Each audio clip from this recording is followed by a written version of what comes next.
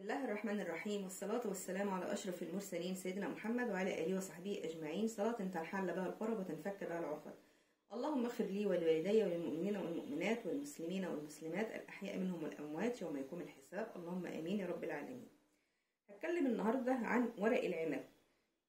ورق العنب لو انت شفتي نفسك في المنام بتقطفي ورق عنب من شجرة العنب، فده يدل على خير وفير جايلك في الطريق، سواء بقى الخير دوت قلنا مال، رزق، ذرية، زوج، ايا كان. المهم ان في حاجة مفرحة جايلك في الطريق.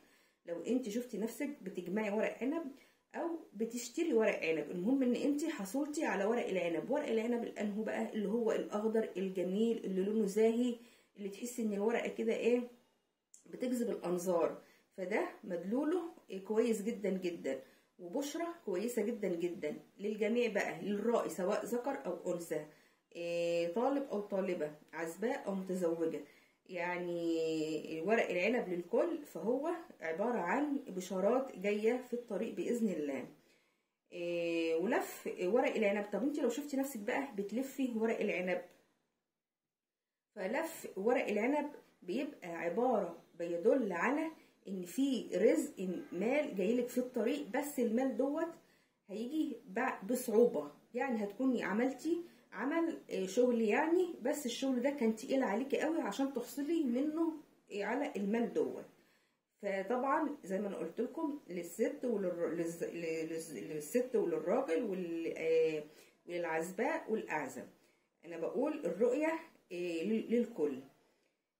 فيعني اللي يشوف ورق العنب يستبشر ان في رزق كتير جايله، وان حاله هيتغير من الحال لافضل الاحوال، سواء الرزق دوت مال، صحة، اولاد، حالة اجتماعية للافضل. ولف ورق العنب ده بيبقى عبارة عن ان في رزق جاي في الطريق،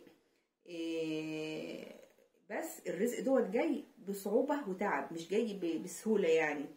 طيب لو انت بقى بتلفي ورق العنب، ورق العنب بيتلخبط معاكي، يعني تلفي الصابع ما انتش عارفه ايه تلفيه تلاقيه شكله مش حلو، مكعبت كده، بيتفرط منك تاني. ده مدلوله ايه؟ مدلوله ان انت في حاجه مأزماكي، وانت بتحاولي ان انت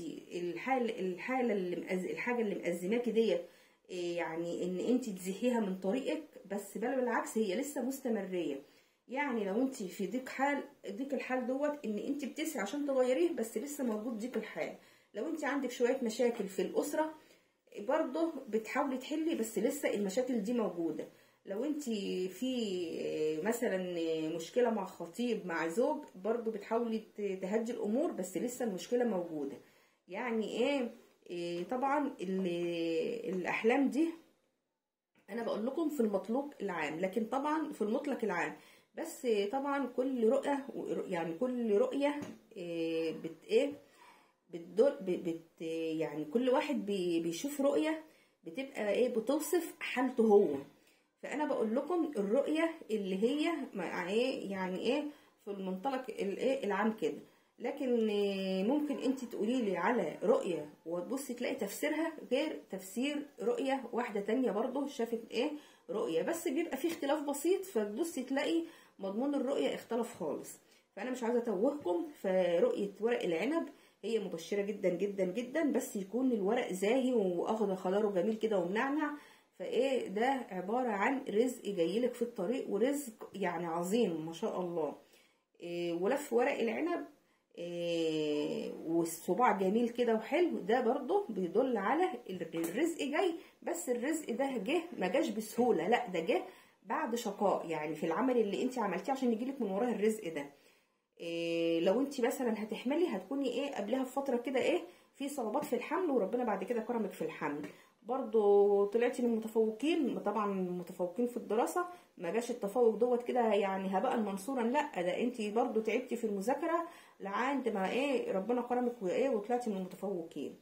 طب لو ورق العنب اللي انت بتلفيه، وزي ما قلنا ان هو مش بيتلف معاكي، بيتلف ويتفرط منك تاني، بيتلف ويطلع منظره مش حلو، بتكليف طلعت برضو طعمه مش حلو، ده ان انت بتسعي في شيء والسعي ده مش بيتم.